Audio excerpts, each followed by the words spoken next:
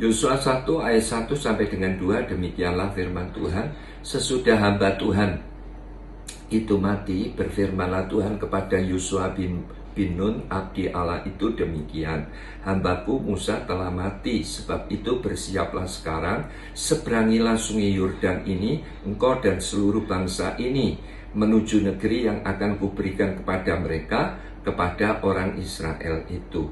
Jadi dari kisah ini, sebelum Yosua bersama bangsa Israel masuk tanah perjanjian, supaya berhasil, Tuhan itu berpesan, ya, bahkan dicatat 2 kali, saudara. Hambaku Musa telah mati. Itu pesan Tuhan untuk Yosua dan bangsa Israel sebelum masuk tanah perjanjian.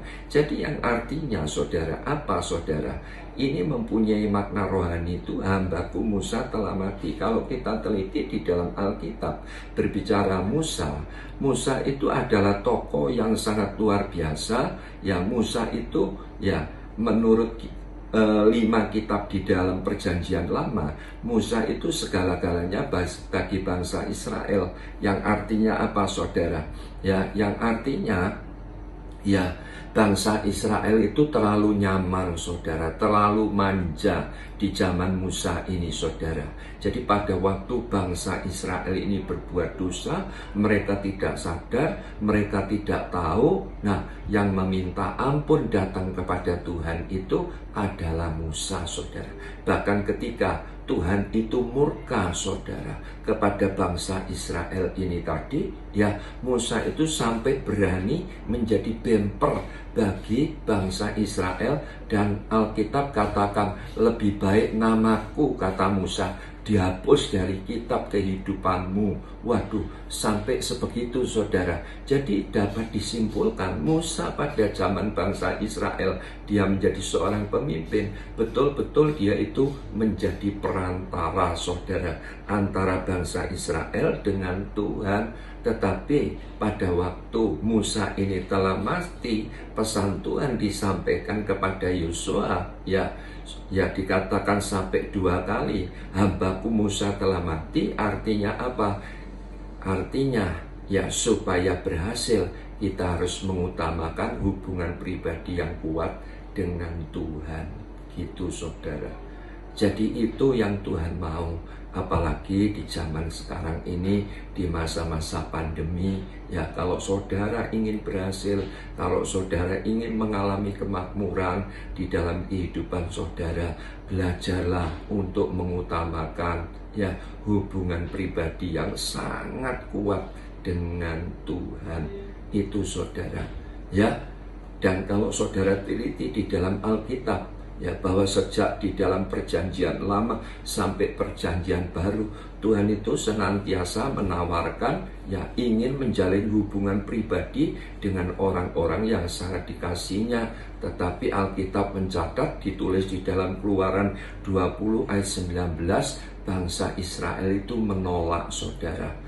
Dikatakan demikian, Keluaran 20 ayat 19, mereka berkata kepada Musa, engkaulah berbicara dengan kami, maka kami akan mendengarkan. Tetapi janganlah Allah berbicara dengan kami, nanti kami mati. Nah, jelas dari ayat ini, saudara, ya, bahwa di pihak Tuhan, Tuhan itu ingin menjalin hubungan pribadi. Bahkan sejak matinya Tuhan Yesus di Golgota 2000 tahun yang lalu, Alkitab mencatat tirai itu, ya, yang memisahkan ruang suci dan ruang maha suci itu terkoyak dari atas ke bawah. Jadi yang artinya apa?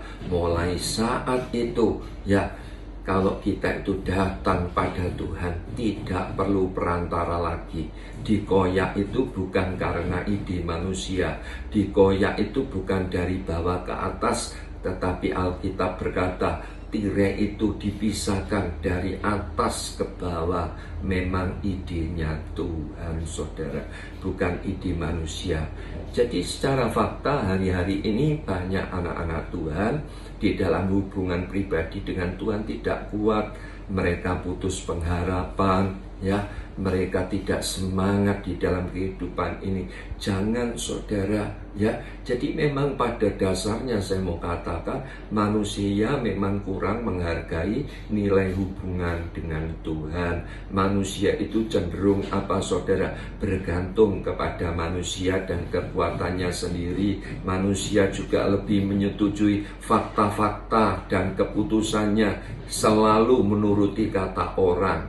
Jadi saya mau katakan kalau saudara ingin Kanaan atau tanah perjanjian itu tergenapi di dalam kehidupan saudara dan saya, maka hati saudara dan saya harus berpaut kepada Tuhan, ya, bukan kepada yang lain. Dan saya percaya maka kelak kita akan melihat kemuliaannya dinyatakan di dalam segala aspek kehidupan saudara dan saya.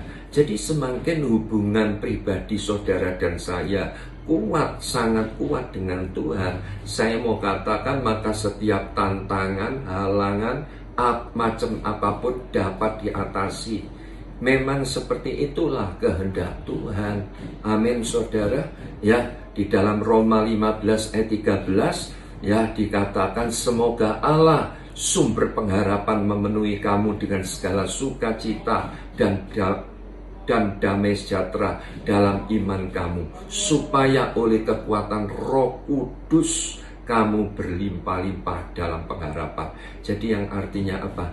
Di pihak Tuhan, ya, halangan tantangan hari ini yang sedang terjadi, Tuhan menghendaki saudara tetap berlimpah dalam pengharapan. Saudara tidak boleh putus pengharapan.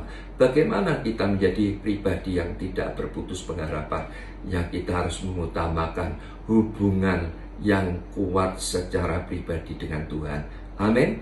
Saya berdoa saudara menangkap kebenaran firman ini. Tuhan Yesus memberkati.